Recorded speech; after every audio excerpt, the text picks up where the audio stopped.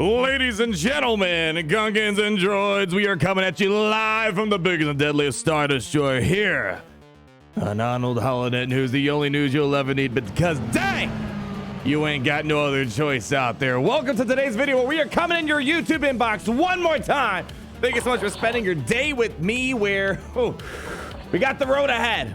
Some great things, questionable things, and some things I think are bad that just need to be called out here. But let's start off with some good things that I did like about this. And to do that, we got to scroll all the way to the very bottom. But there's some other things in between that we're definitely going to talk about here. Road ahead, October 2021. A few hours ago, we did the kit reveal for the new Boba Fett, Scion of Jango. We'll throw a card in the top right-hand corner. I promise you, it will not bite you, crazy character. I'm kind of calling it the Galactic Legends of Territory Wars, as it seems to be. But let's scroll on down here, and I want to talk about this. This looks pretty dang nice.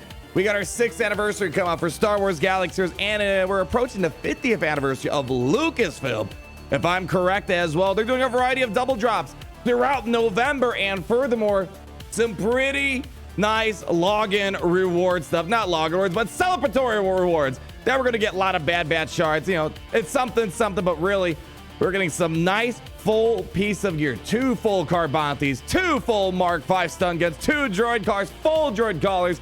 By the way, 2 full Mark 8 biotech implants, some Zetas, and a bunch of mishmash other stuff. Free stuff is free stuff. Glad to see they're giving it out. A lot of helpful stuff, which will tie in to the other good thing about this update. Well, it's good, but kind of overdue. I don't want to pat him on the back too much for doing something he should have done a while ago, but some very much needed changes in regards to the weekly gear challenges is what we have in store, and that's what we're going to really start our conversation. Your update on the gear challenges. Now, honestly, this is probably something that should have been done maybe 2018 at the latest.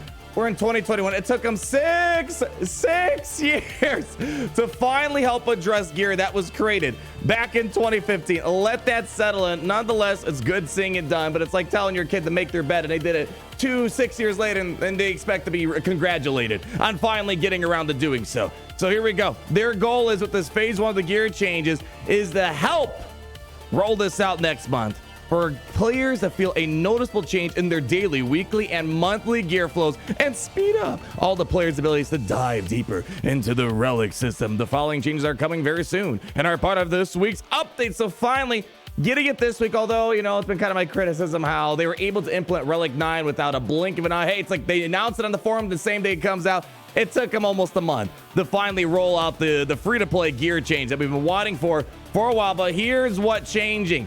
Inside, we got the Mark 5 stun guns. We got Mark 3 Carbonthis, Mark 3 stun cuffs, Mark 5 droid collars, which are important, especially when you're trying to get up to the Gear 13, putting together those Gear 13 or Gear 12 finishers, Mark 8 biotech implants, and you can see how they're addressing the Mace Windu gear challenge finally being relevant by throwing those Mark 5 stun guns in there and the gold eyeballs. And as we see, we're getting more stun cuffs inside the gear challenge, as well as those Mark 5 droid cars with the Tarkin and Veer's daily challenges that come to the game. So it's good to see that they're bringing in that stuff. But now the question is, all right, what about the other gear? You can help ease up the Gear 12 stuff, getting up to Gear 13. If your goal is really to help players get to relics faster, Chirotechs and some of those Gear 12 pieces are also going to be an important topic to address. But this is phase 1. They got multiple phases coming. Let's wait and see what comes along. I'll be more impressed with those type of gear changes than this, which should have been done a couple of years ago. But speaking of which, some more ways they're helping out with gear is the Galactic Challenge rewards. They're going to be adjusting some things and increasing all Galactic Challenges, the rewards. Moving forward, the max rewards remain approximately the same, but the ramp up of rewards to those max rewards will be less steep in order to boost rewards for newer players and mid-level players. Sometimes you got to work really hard to get the really good rewards. Now they're going to try to kind of amplify it a little bit more in those earlier tiers, it sounds like. But what's next for phase 1? Well, this week's title update starts the process of the gear change. We still have many more adjustments to come. In phase 1, we still have changes to the hard note gear drops, territory battle reward flattening. Interesting, eh? I didn't. I mean, Rancor raid rewards. I understood why they had to do that. I actually didn't hear much about people complaining about territory battles, but hey, nonetheless, not going to complain. Having more people who couldn't be top performers get more or less sim rewards will be nice, I think. And adding in a new dedicated slot in the shard shop that only provides core gear. And the shard shop's going to get more lucrative, as we're going to talk about in a moment. Once those are complete, we will begin speaking as to what phase 2 encompasses in the near future. So this is definitely going to be a multi-month rollout, ladies and gentlemen. Go and get enjoyed. So when it happens, it happens. We'll keep you up to date. It's just nice that we're finally starting it. But again, I just got to emphasize, yes, better late than never, but this should have been done a couple years ago, I think. We're not going to spend too much on this topic. The special login calendars, we talked about that earlier on when we first saw the sneak peek of this. Basically, there's going to be like weekly logins, monthly logins, and some shorter than others, mainly trying to find ways to just give out more stuff beyond the daily login words, which really didn't give out much. So they're going to add a variety of other calendars to go alongside it every single month to try to just give you a more variety of stuff out there. So for example, let's say there's a legendary event coming. I'm making up stuff right now, but let's say there's a legendary event coming, and let's say Fennec Shan's needed. They might just start giving out some Fennec Shans out for 1 week or something like that to kind of incentivize you to come back. Because speaking from personal experience, from people I know that play this game and drop it, there wasn't a lot of incentive coming in. They didn't give a lot of free stuff. There's just so much grind you do, and then they, eventually you just start taking a day off, and then one day turns into 2, 3, 4, and next thing you know, you're taking a whole month off, but you still lurk around the channel. You know who you are out there. It's a great thing you still stick around. Mode specific characters and abilities. I'm liking the sound of this. One of the major complaints we have with Galactic Ledge requirements is they make you gear up trash, horrible characters. Well, they're taking a lot of those characters, and it seems like they're going to make them more useful for other game modes out there through the new Omicron ability mats that we talked about earlier today as well. This is very important. We got the information how they're going to become farmable. Seems like they might be a little bit more accessible than how Zetas were when they first rolled out, but let's check it out. Mode-specific characters and abilities. The next title update marks the release of the first character with mode-specific abilities and Galaxy Heroes. New units. More on who that is in a moment in regards to the Boba Fett scion of Jango. You just got to say the whole line at this point. And some existing characters will have a new tier added to their abilities that boost those units to the next level in a specific mode.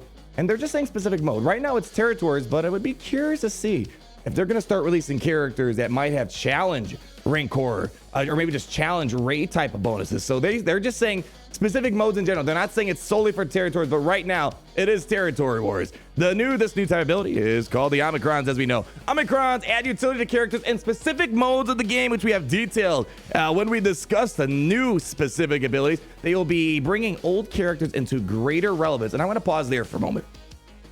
I saw when we first got the teaser that this was coming, I did see some people worried about it, but I want to bring this up. Zetas came to the game, and I feel like that was a very positive thing for the game. I think that the catch was you couldn't pay to play for it. You couldn't whale on them. It was like pretty much whales and paid whales free to play were kind of more or less able to get the same amount of Zetas for the most part, and you couldn't really get ahead, which it seems like there might be a slight whale aspect to all this, but it was great seeing overall that Zetas brought relevancy to a lot of characters. Let me just name a few. Qui-Gon Jinn, Darth Maul, not the guy that claims he's formerly Darth and now just Maul. So many characters became relevant when they were really just trash and unusable inside the game. But moving on, by increasing their abilities to be on par with more powerful units, the power of these new specific mode characters can vary from legendary levels of power, and in rarer cases, all the way up to rivaling galactic legends.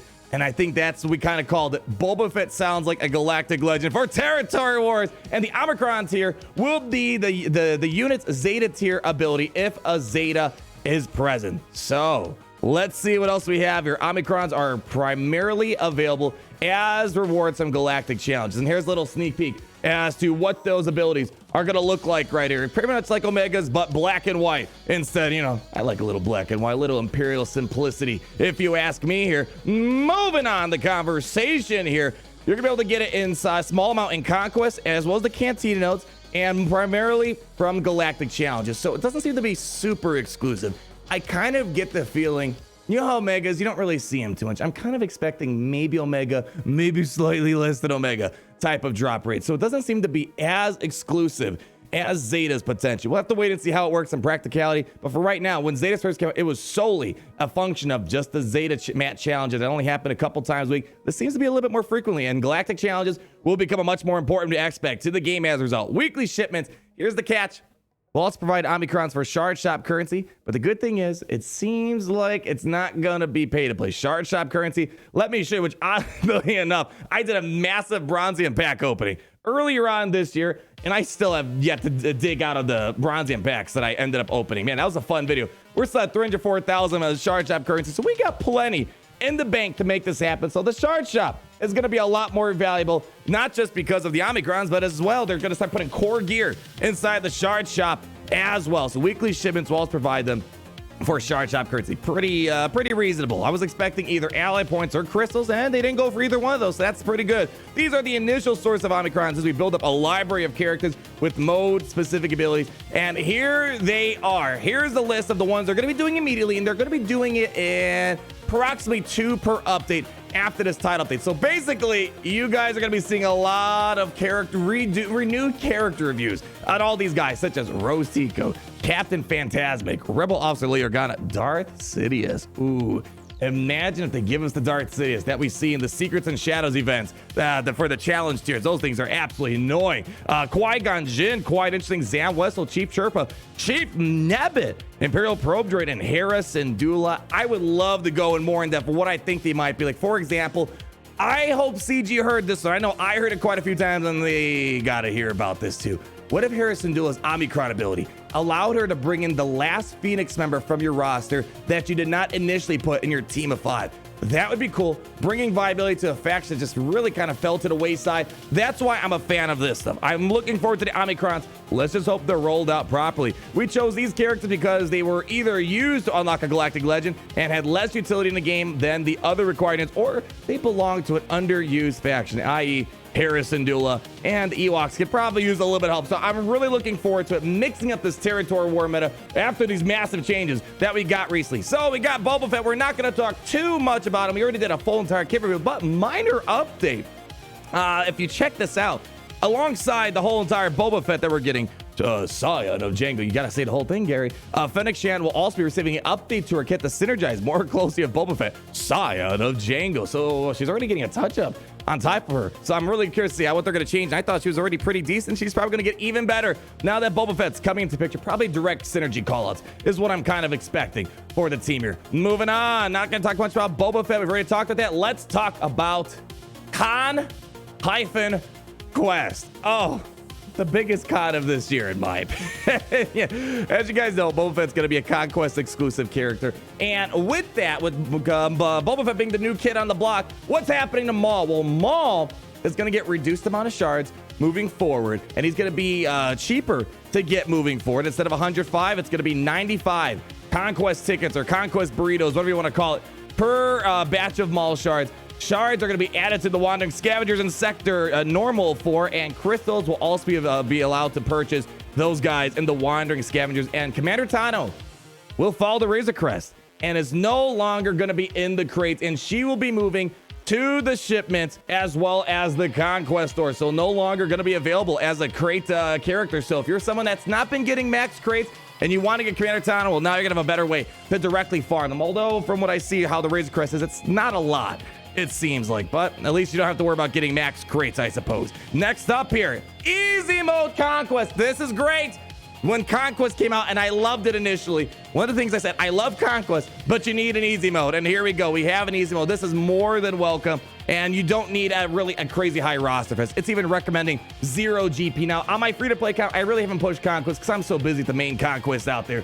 And then this might incentivize me to do at least the easy mode out there. A lot of people don't want to engage with it unless they're really pursuing for those top crates, it seems like. So, easy mode is intended to make Conquest something that all level 85 players can participate in. It encounters and feats have been reworked to create a fitting adventure for players who can't achieve victory on normal difficulty. You will not be required to beat easy if you have to participate in normal or hard. So remember when Conquest first came out, you had to do normal before they did hard. You don't have to do the easy mode here. And this is a bit interesting. At the other end of the spectrum, you have hard mode. And now they're going to be adding a new special path that's going to be added to the map. It's going to offer additional data disks and some increased rewards for players that choose to take this one-way route. Players will be able to exit this at any time, but you can only enter at the start of each map. So as you can see here, you got this like pretty much like a fourth wave. So normally Conquest would only be this big. That's the pyramid. It wouldn't go anything beyond that. But now, as you see, it's going to go down a little bit. And I'm assuming this will lead to a more challenging path. So this isn't the Conquest Pass. This is just a more challenging path if you're looking to get some better rewards. We'll check and see how that's looking. But, oh, we saw this coming. Oh, man, it's sad that we can see this from a mile away. We kind of read the tea leaves. Conquest is great. A lot of people were doing it free to play. They weren't making any money off this game that they spent a long time with. And then now they increased the difficulty and people didn't like it. And what's the solution? Buy our Conquest Pass. So, few things they did. They changed up the rewards for the milestone. So free to play, the milestone rewards are going to be increased. And the best way I can describe this is consider that to be your free track of the pass. However, there are technically 2 additional tiers above, and that's your Conquest Pass and the Conquest Pass Plus. And right now, I mean, from what I'm seeing, I would not buy the Conquest Pass Plus. I get we're playing a mobile game, but this was the biggest example of a big F you is the best way I can put it. They ruined their game mode. It's like you bring your car to the dealership to just get an oil change, and they end up breaking it. It's like, hey, why don't you buy our vehicle pass and we'll fix this up for you? That's exactly what this feels like, and I have a feeling they kind of wish they started off with this because it looks, there's no positive way to look at this except that they're just trying to monetize something, especially since the third-party market got created where people are paying others to play their Conquest game mode. So let's take a look at it before we go too much crazy into this. So we got these special event passes. That'll be starting in Conquest 10. The Conquest Pass includes an additional reward track, as they give us an example here, containing even more rewards. These rewards include a small number of shards of the Conquest character to help players catch up if they miss a few along the way during their journey, or for players who want to use some of their Conquest currency elsewhere. Note that this will not allow players to unlock the unique Conquest unit before 3 runs of Conquest, and that's the important thing. I was worried that you might need to buy this Conquest Pass in order to unlock something that you've already been able to pretty much do without having to spend money, maybe except a few crystals on the refreshes out there. So this shouldn't impact and give people a leg up at unlocking something sooner. Unless you're someone not getting max reward crates, it's gonna probably help you catch up a little bit. And we do have an example here. Let's go ahead and pull it up on the screen, please and thank you. Here we go. So quick example. Here's your basic milestone rewards down here that you get from just doing your normal run of this whole entire Conquest. But then you got this top tier right here, which is the Conquest Pass, and they're charging $9.99. Now, I can't see everything that's going to be included in this pass, but right now you're seeing additional crates that probably have some important gear. You're seeing extra shards of Maul, for example, and the new Boba Fett looks like a 3-shard drop for Maul, 2-shard drop for Boba Fett. Then you got some stun guns, some more crates with probably some gear involved with them, and some other stuff. So really, the way I'm going to look at this from more of a factual, straightforward perspective is I'm going to look at this and see, is this like maybe a month, a bi-weekly like pack that comes out? For example, every Monday or so, we get this nice little $9.99 pack that has a lot of energy, has some useful stuff. It's got good value in terms of Galaxy of Hero bucks. So we're going to end up seeing, we're doing a comparison. Is this worth $10 in the form of gear? And maybe even look at the character shard analysis. However, the thing that I feel fairly confident right now that I do not like is this Conquest Pass Plus. So what Conquest Plus is, it doesn't unlock any more additional tiers of rewards. But what it's going to do for $30 every 2 weeks, to just make their game mode less annoying and grindy like it was in the past when it was just a normal Conquest game mode. $30. And it's going to give you increased stamina regeneration. Looks like 25% faster stamina regeneration and plus 25% Conquest energy regeneration. And it looks like they give you a little bit of Conquest. Like it's not a ton. It's only 250. And then as you see, you got a lot of stamina packs and some other things like those med packs or whatever to really boost your team's viability. And we saw that coming from a mile away. So the best thing I could see is if you're someone that really wants to max out Conquest, but you just really don't want to put in the time, you got to ask yourself, is this worth $30? And then another $30, and then another $30, to the point where you're going to be dropping $90 per 3-month cycle of our 3 Conquest cycles. That's the personal question. For me, as long as it's not needed to do well in Conquest, I'm not going to buy it unless there's something else that I'm not seeing here that really blows my mind away. Yes, it's annoying. I don't like it. I liked what was there before. but it's been manageable for me just to take the full 2 weeks, take my time, and I've been able to get the max crate the past few times around, but the fun did get killed for me a little bit inside of Conquest. So that's pretty much the Battle Pass situation that we got going on here. The Conquest Pass Plus, we already talked about all this. Bonus stamina, Conquest energy recharge rates, free swapping of the data disk. Oh gosh, I forgot to mention that. Oh jeez. I don't know what to say at this point. It seems a little petty, and like it really feels like they're nickeling and diming you. But I guess if you're spending $30 a month, let's look at it. So if you are spending $30 every 2 weeks for this, they should at the minimum not charge you for that. But I feel like they shouldn't be charging people in general for data disks. But that's my TED Talk for today right here. But in regards to everything else in regards to Conquest, they have made several updates to balance and the structure of the map. We have heard your feedback on feeds, and this map's configuration will shift to having more combat nodes overall and less of an emphasis on feats. It sounds nice on paper. Let's see what ends up happening there. And as we see right here, Galaxyverse turned 6 years old, and we talked about all this stuff. And really the last thing I want to bring up here, wrapping up this post here, they say that there's more to come in these next 2 months that they didn't talk about. And this is interesting. I can't tell if they're being sarcastic or they really think they're going to catch us off guard. We have more in store for you as we move from the Clone Wars era to something you'll never expect. ... Are they being sarcastic? Because we know we're leading the book of Boba Fett. That's not Clone Wars era content. So it's either sarcasm or maybe it's something that's really just completely off of what we expected. And I'm hoping we look into some other different eras out there. Clone Wars got a lot of love. Sequels got a lot of love. Original trilogy, it got some love last year in 2020. A lot of my complaints lately have been about important raid characters like the Sith Triumvirate. I would love to see some more KOTOR stuff happen. If that's what they're talking about, I'm all for it. I love to see that stuff, and I know there's a big fan base, and let's be honest, one of their most successful years is when they spent a lot of time diving into Knights of the Old Republic. So until then, ladies and gentlemen, Gungans and Droids, that is going to be your road ahead 2021 October review. Let me know your thoughts down below in the comment section. Again, thank you so much for spending your day with me. It's great seeing you. And one more time, dang! It's great to be in this empire today. I'll see you guys later.